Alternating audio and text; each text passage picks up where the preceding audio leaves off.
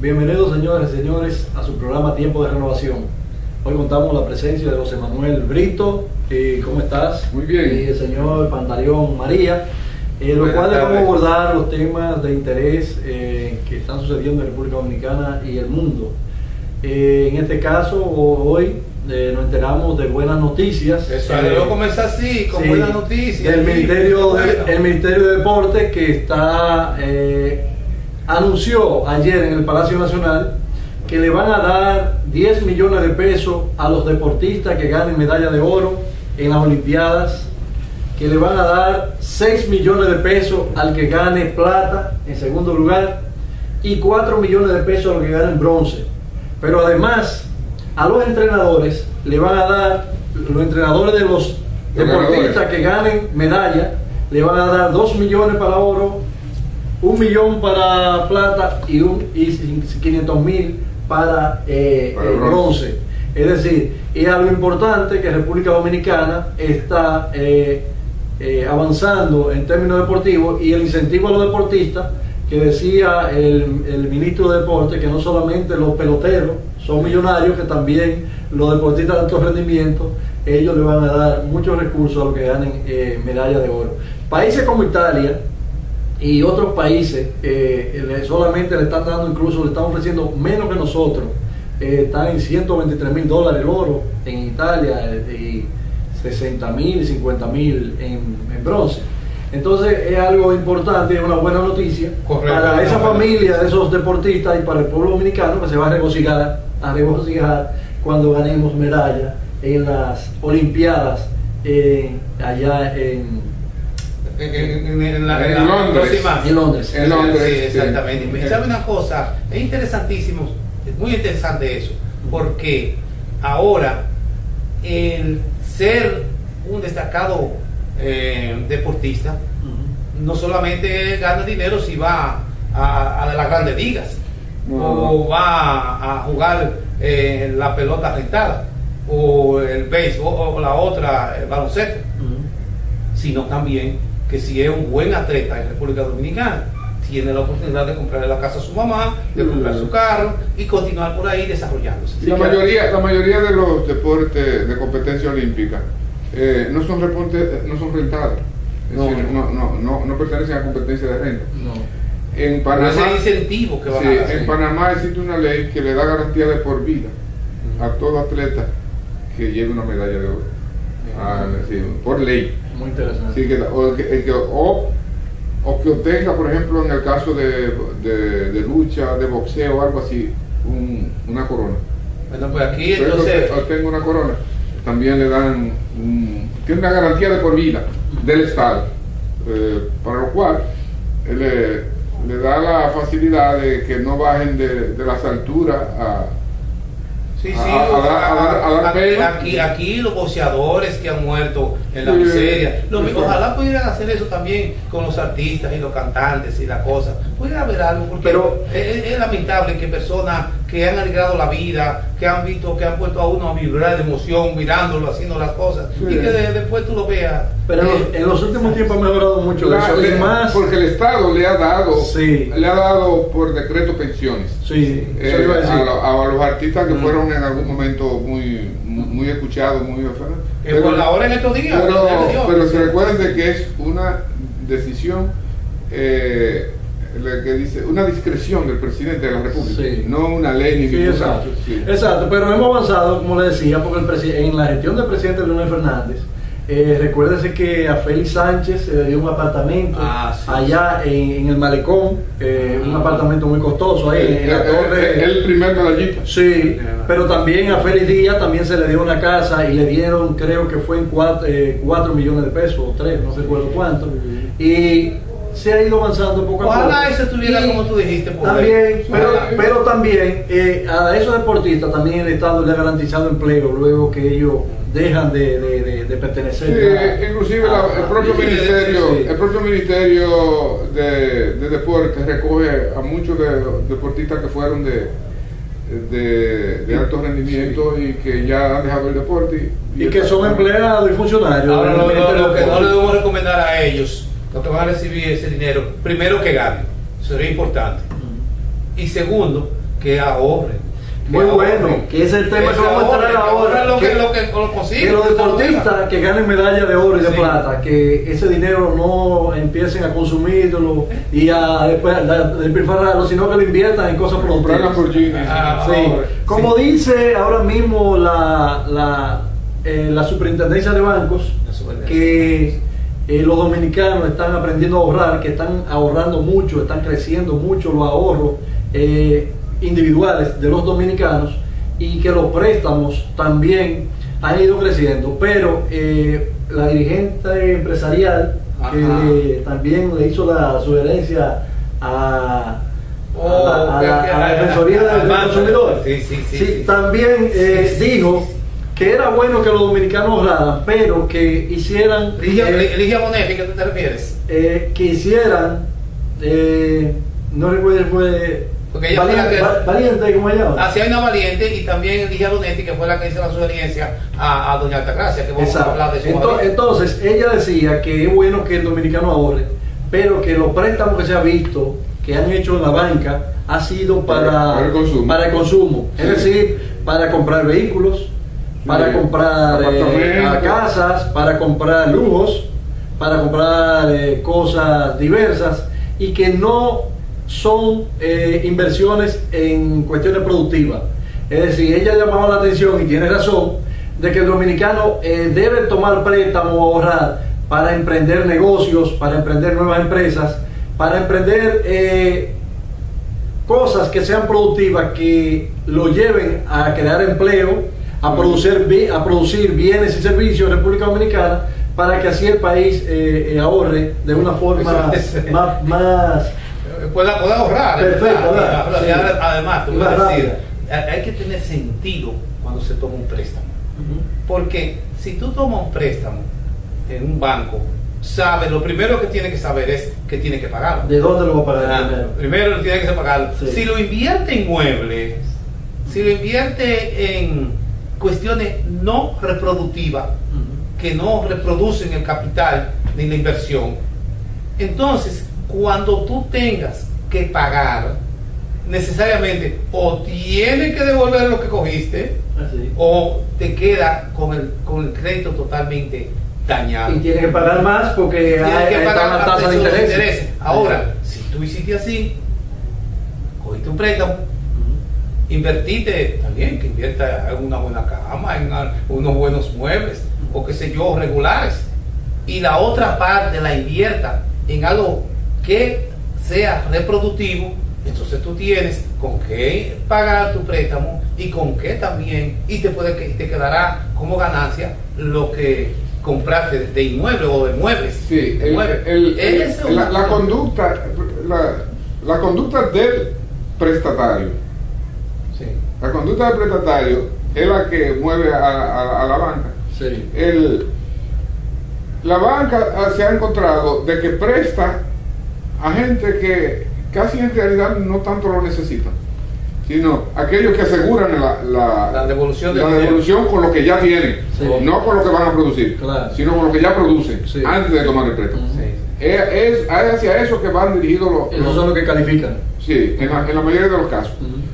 Y naturalmente eso aumenta el consumo mientras reproduce la pobreza. Por lo siguiente, lo usual es que una persona no invierta en comodidades hasta que esas comodidades no sean el fruto de lo que devengan sus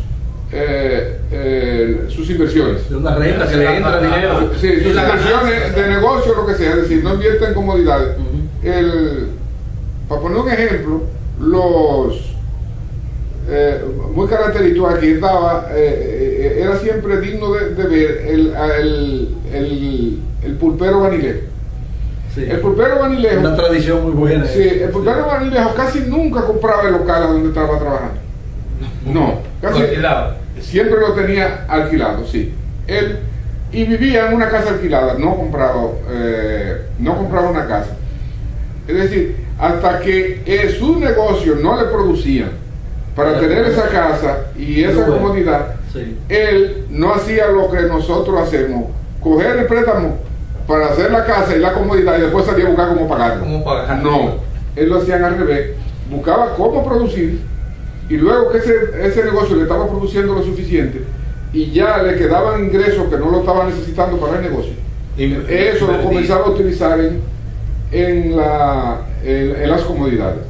Esa conducta, que es muy vieja, En los vanileos. sí, en los vanileos, y ha dado muy buenos resultados, pero la otra, la más usual, que desde la colonia se usaba los españoles, de venir a América con fin de reunir riquezas con que irse a acomodar a España, y allá le llamaban a los indianos y hacían grandes casas en la Cataluña y en las distintas regiones de donde provenían, volvían con lo que habían acumulado y lo que hacían era irse a acomodar allá y naturalmente a vivir una vida un poco principesca. Y nosotros lo hacemos aquí con los inmigrantes también. Los inmigrantes nuestros, en la mayoría de ellos, lo que consiguen allá, vienen y lo invierten o no invierten, lo gastan en comodidades. Una casa. Y luego se retiran pobres a vivir en una casa grande. Entonces se convierten en consumidores. Sí, siempre son consumidores. Siempre son consumidores. Y además eso no contribuye al desarrollo. No, porque lo que tiene es un inmueble o muebles que un pasivo que consume, que además consume para mantenerlo. El caso de que se dice cuando algo tiene esa característica, se le dice elefante blanco, que es se refiere a una historia de Nepal, un reino pequeño que está por allá por el Himalaya, y entre la India y la China. Había un rey que para castigar a sus adversarios le regalaba un elefante blanco, que son sagrados. Son sagrados, no se pueden poner a trabajar, pero el que los recibe tiene que agradecerlo y tiene que mantenerlo. Además no le puede devolver un regalo que le haga el rey. No. Entonces tiene que mantener un elefante que no produce nada. Entonces sabes, bueno, perdonándome, tú sabes que el hecho de que tú tengas un dinero, lo compre una casa, compre inmuebles, esté cómodo, pero entonces no tiene con qué mantener la mujer, ni con qué mantener los hijos. Entonces ahí viene el problema de la violencia. Entonces la mujer quiere que tú le compres los muebles, que quiere esto, que quiere aquello. Entonces viene el problema de la violencia. Y viven hasta el cuello. Entonces fíjate, así hablando haciéndote de eso, de la cuestión de la violencia, fíjate bien ahora mismo, este muchacho que tiene dinero y toda esa cosa, Omega. Mira a Omega como teniendo dinero, teniendo todo, sin embargo, ha caído en violencia. El caso de Omega se ha convertido más en un símbolo en contra de la violencia contra la mujer, porque él había sido 3 veces denunciado por diferentes mujeres, y las mujeres habían desistido de la demanda. Las 2 ocasiones anteriores lo dejaron libre por eso, pero ahora la joven lo demandó y volvió y retiró la demanda. Entonces la fiscalía se tomó el caso para ella. Dijo que no, que habían antecedentes, que había sido reincidente, que tenían las pruebas de los psicólogos, que tenían las pruebas médicas, y que él era muy violento. Dice que hasta cruel, la fiscal dice que es violento y cruel. Incluso la fiscal nunca había subido a estrado desde Santiago, aquí en el distrito, nunca había subido a estrado, y ayer subió a estrado para castigar a Omega, pedir la coerción. Y esa coerción, el juez le dictó 3 meses de prisión a Omega, 3 meses que es de coerción. De coerción. Y también a la joven retiró la querella y dio contradicciones en las declaraciones. Entonces ustedes saben que si en una declaración usted se contradice o dice mentira, en juramento, comete perjurio. Entonces el juez también mandó a apresar a la joven, aunque no estaba ahí en el juzgado, mandó a apresarla por cometer perjurio, un hecho que no había sucedido nunca en República Dominicana, pero es un buen precedente, y es, como dicen los abogados, crear jurisprudencia, porque a partir de ahora ya la gente va a tener que tener cuidado con estar demandando y retirando querellas y con estar hablando mentiras en los juzgados de paz. Entonces, ese es un caso interesante, porque aquí en el programa hemos estado hablando sobre la lucha contra la violencia de la mujer, contra el feminicidio, y figuras como Omega, que son un símbolo de un sector de la juventud, no vamos a decir que no, y ellos deben ser ejemplo. Y como ejemplo no pueden estar cometiendo cosas de ese tipo, como es la violencia contra la mujer. Es cierto, es sí, cierto. Pero mira, el asunto que venimos ventilando con la violencia contra la mujer, venimos insistiendo en que hay que definir el perfil de estos violentos, de este tipo de violentos, porque ¿qué espacio en su cerebro maneja el accionar de estos individuos que expresan básicamente sus frustraciones contra las mujeres? Porque hay algo muy que debe ser estudiado en estos individuos, porque un muchacho pobre como este joven, que apellido Peter que se llama de la Rosa, Peter de la Rosa, sí. De pronto aparece como un triunfador, sí, en la sociedad, fruto de que tiene algunos talentos para, sí, para aprovechar un momento, la comedia y todas esas cosas. Pero luego que tiene un poquito de gloria, se caracteriza porque no sabe manejar eso. No sabe manejar eso y lo convierte en violencia, en rechazo, en darle rienda suelta quizá a todas las emociones. Las emociones contenidas que tuvo guardadas, y además con la que tiene más cerca, con la muchacha con la que se trata. Sí.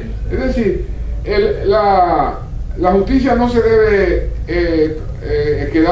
satisfacerse solamente con darle un castigo. Debe tratar de buscar algunas de las claves que la puedan llevar a la búsqueda de soluciones a otros problemas que van a estar surgiendo, con personajes que tienen un historial desde la niñez, como el que tiene ese y el ¿cómo que se llama el otro? El sujeto, sí, y todo eso que se pone todos esos nombres. Y el de San Francisco, ¿cómo se llama? Don Miguelo. Don Miguelo. O sea, hay 3 presos. Sí. Ahora, pero seguro que deben haber 40 que califican para estar presos, pero no han llegado porque tienen una característica que debe ser estudiada. Ahora, José, tú hablas de que la justicia haga eso. Fíjate, la justicia es el área que punitiva, o sea, que castiga el hecho. Sí. Que castiga el hecho. Lo investiga la policía y lo investiga también el fiscal, pero ocurre algo, y es interesante que logremos o se logre introducirse en esa psiqui de la persona. Pero ¿qué es lo que se está observando? Que son conductas, José, aprendida en el medio. Por ejemplo, si Omega y el sujeto Don Miguelo, sí, bueno, son personas que viven en un medio de trasnocho, de muchachas que lo admiran, que lo besan, que lo buscan, etcétera. Y vienen de los barrios también. Y vienen, sí, también, que han pasado mucho trabajo. Entonces, también, como tú dices, no saben manejar el triunfo, pero entonces lo manejan de acuerdo a su experiencia conductual. Ellos creen que sí, que como son grandes hay que rendirle homenaje, hay que rendirle esto, aquello. Entonces vienen y actúan partiendo de sus experiencias conductuales. Ellos, cuando pequeños, buscan, ¿no?, que en el barrio y en los barrios se pelean, se da golpe, en las escuelas, en las aulas, sí, no son condescendientes con las hembras, no respetan a los profesores, pero tampoco, tampoco en el aula el profesor le enseña reglas de conductas que lo conviertan en hábitos conductuales. Entonces, no estamos frente a una situación de que vamos a ver cómo se investiga. Estamos frente a una situación de carácter de conducta, conductual. Y para poder enderezar conducta es necesario reaprender, volver a aprender, regresar a la escuela, esa escuela que por cierto ayer hablamos nosotros, esa escuela de Hostos. Tenemos que regresar a volver no solamente a la escuela, sino eso que tú hablabas ahorita, de la universidad. ¿Cómo puede ser posible que estudiantes de término, ya con 10, 12, 14 años de estudio, de repente se conviertan en un peligro para la universidad, para el país y para cualquier? Por la violencia. ¿Por qué? Los antecedentes que hay en la UAS es que los grupos estudiantiles, los estudiantes se enfrentaban al régimen y a la fuerza pública, sí, en defensa de la universidad muchas veces. Siempre. Sí, y en busca de la lucha por el medio millón. Yo fui parte de los que tuvimos que rodar por el suelo frente al Palacio Nacional el 9 de febrero del 66 cuando... La lucha por el medio millón. No, en la lucha en el 66. La lucha por entrega del presupuesto que había sido cerrado por García Godoy, sí. García Godoy, porque el movimiento renovador había sacado las autoridades que eran las oficiales, sí, y las autoridades demandaron a la justicia y impidieron que las autoridades de facto pudieran obtener los ingresos que eran 150,000 pesos lo que recibía la universidad. Entonces nos fuimos los estudiantes secundarios junto con los universitarios, que eran un chin, pero los secundarios fuimos a reforzarlos, hicimos la manifestación frente al Palacio y en un momento dado ametrallaron eso, que todavía algunos andamos buscando los cuadernos y cargábamos encima. Y ahí murió Amelia Ricardo Calventi y otro. Sí. Eso sí era la lucha que hacían los estudiantes, pero una lucha contra la propia institución nunca se había visto, y de este carácter. Es un problema, por eso que te estoy diciendo, o sea, que es un problema de conducta. En la universidad, en algún lugar de la universidad se enseña alguna regla de conducta. No se enseña. No, ni está supuesto a hacerlo. Tampoco. No, ni está supuesto a hacerlo, porque se supone que tú llegas allí con 18 años. Sí. Es decir, la universidad da por hecho que el que llega allí es un joven ya formado, en la última etapa de la adolescencia, sí, con un grado de bachiller. Sí. Es decir, ya la persona trae aprendida la condición de no será el hombre para el oficio todavía, pero sí ya debe ser el hombre para el oficio de ser hombre, en el sentido, y hablo hombre en sentido general, sí, es decir, por la condición de respeto, la capacidad gregaria, la capacidad de socialización y de vínculo con la sociedad. Esa parte a los 18 años, que es lo que usualmente llega una persona a la universidad, sí, ya debe estar aprendida. El profesor en la universidad le va a enseñar las habilidades y destrezas que él necesita para ejercer un oficio, y si se quiere, la ética de ese oficio, de ese oficio particular, para que identifique en ese oficio qué cosas deben hacerse y qué cosas no deben hacerse. Pero en cuanto a su comportamiento como persona, en su relación de familia, esa cosa, ya siempre se puede casar, y si es varón, es adulto, claro, reconocido está por la ley, claro, y la Constitución, claro, y puede votar en las elecciones, y tiene muchísimas prerrogativas ya.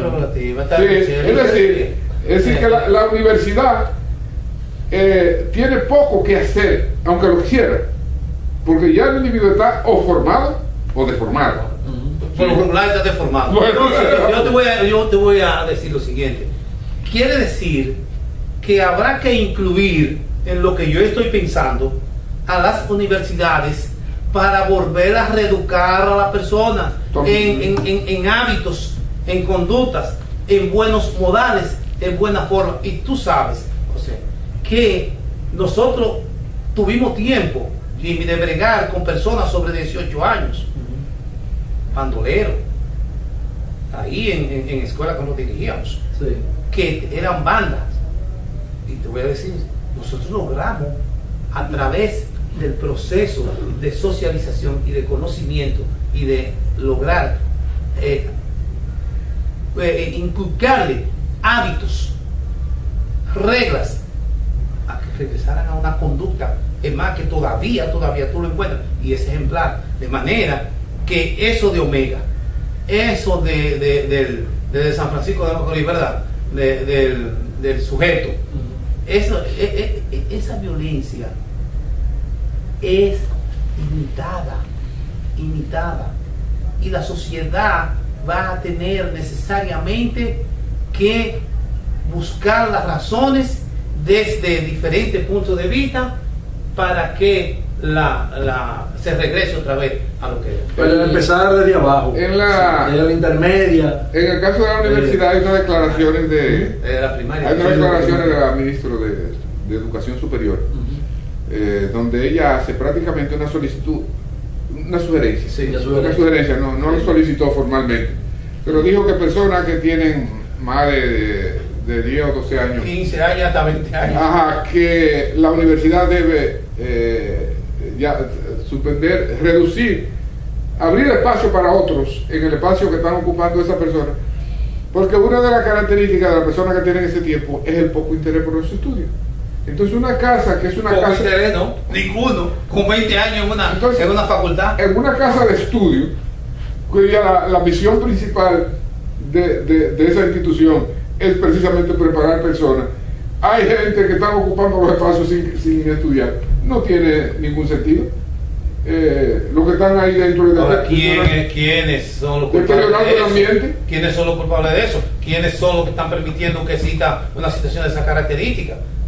Una de las dos cosas. No se preocupan si hay un proceso de avance, de desarrollo de la universidad, desarrollo del estudiante, conocimiento, si pueden construir conocimiento o no. Las autoridades de la universidad, de la universidad, no se están preocupando por esa situación, porque como en una escuela, en una universidad que está supuesta a terminarse en 4 o 5 años, tenga un estudiante 20 años, como dijo doña Lidia, ahí 15, 12, 10 años.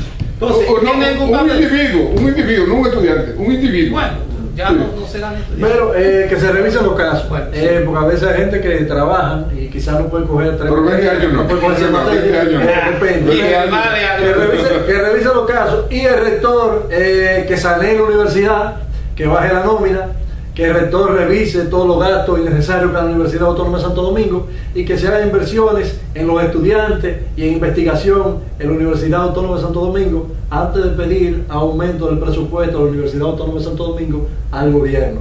Señoras y señores, vamos ahora a una pausa y seguimos con su programa Tiempo de Renovación. De que no bajen de las alturas Sí, sí, a dar pena. aquí los boxeadores que han muerto en la Sí, miseria, sí. Ojalá pudieran hacer eso también con los artistas y los cantantes y la cosa. Pudiera haber algo, porque Pero es lamentable que personas que han alegrado la vida, que han visto, que han puesto a uno a vibrar de emoción mirándolo, haciendo las cosas, Sí. y que después tú lo veas. Pero en los últimos tiempos ha mejorado mucho eso. Y más, porque el Estado le ha dado, Sí. le ha dado por decreto pensiones sí, eso iba a decir. a los artistas que fueron en algún momento muy escuchados, muy Por la hora en estos días. pero se recuerden de que es una decisión que dice una discreción del presidente de la República, Sí. no una ley ni Sí, ningún exacto. acto. Sí. Exacto, pero hemos avanzado, como le decía, porque en la gestión del presidente Leonel Fernández, recuérdese que a Félix Sánchez se le dio un apartamento Sí. allá en el Malecón, un apartamento muy costoso ahí en la torre. El primer medallista. Sí, pero también a Félix Díaz también se le dio una casa y le dieron, creo que fue en 4 millones de pesos o 3, no recuerdo cuánto. Y se ha ido avanzando poco a poco. Ojalá eso estuviera como tú dijiste. También, pero también a esos deportistas también el Estado le ha garantizado empleo luego que ellos dejan de pertenecer. Sí, inclusive el propio ministerio de deportes recoge a muchos deportistas que fueron de alto rendimiento y que ya han dejado el deporte y que son empleados y funcionarios. Ahora lo que no le debemos recomendar a ellos, los que van a recibir ese dinero, primero que ganen, eso sería importante, y segundo que ahorren. Muy bueno, que ese es el tema que vamos a traer ahora. Que los deportistas que ganen medalla de oro y de plata, que ese dinero no empiecen a consumirlo y a despilfarrarlo, sino que lo inviertan en cosas productivas. Sí. Como dice ahora mismo la superintendencia de bancos. Bienvenidos, señores y señores, a su programa Tiempo de Renovación. Hoy contamos con la presencia de José Manuel Brito. ¿Cómo estás? Muy bien. Y el señor Pantaleón María, los cuales vamos a abordar los temas de interés que están sucediendo en República Dominicana y el mundo. En este caso, hoy nos enteramos de buenas noticias. Eso, debo comenzar así, con buenas noticias. El Ministerio de Deportes que anunció ayer en el Palacio Nacional que le van a dar 10 millones de pesos a los deportistas que ganen medalla de oro en las Olimpiadas, que le van a dar 6 millones de pesos al que gane plata en segundo lugar y 4 millones de pesos a los que ganen bronce. Pero además a los entrenadores le van a dar, los entrenadores de los deportistas que ganen medalla, le van a dar 2 millones para oro, 1 millón para plata y 500.000 para bronce. Es decir, es algo importante que República Dominicana está avanzando en términos deportivos, y el incentivo a los deportistas que decía el ministro de Deportes, que no solamente los peloteros son millonarios, que también los deportistas de alto rendimiento, ellos le van a dar muchos recursos a los que ganen medalla de oro. Países como Italia y otros países solamente le están dando, incluso le están ofreciendo menos que nosotros. Está en $123,000 el oro en Italia y 60.000, 50.000 en bronce. Entonces es algo importante, es una buena noticia para esa familia de esos deportistas y para el pueblo dominicano, que se va a regocijar cuando ganemos medalla en las Olimpiadas allá en Londres. En Londres, sí, exactamente. Sí. ¿Sabe una cosa? Es interesantísimo, es muy interesante eso, porque ahora el ser un destacado deportista no solamente gana dinero si va a las grandes ligas o va a jugar la pelota rentada o el béisbol o la otra, el baloncesto, sino también que si es un buen atleta en República Dominicana, tiene la oportunidad de comprarle la casa a su mamá, de comprar su carro y continuar por ahí desarrollándose. La mayoría de los deportes de competencia olímpica no son rentados, no pertenecen a competencia de renta. No. En Panamá, ese incentivo que van a hacer. En Panamá existe una ley que le da garantía de por vida a todo atleta que lleve una medalla de oro. Por ley. Muy interesante. Sí, o que obtenga, por ejemplo, en el caso de lucha, de boxeo o algo así, una corona. Bueno, pues aquí entonces obtenga una corona, también le dan tiene una garantía de por vida del Estado, para lo cual le da la facilidad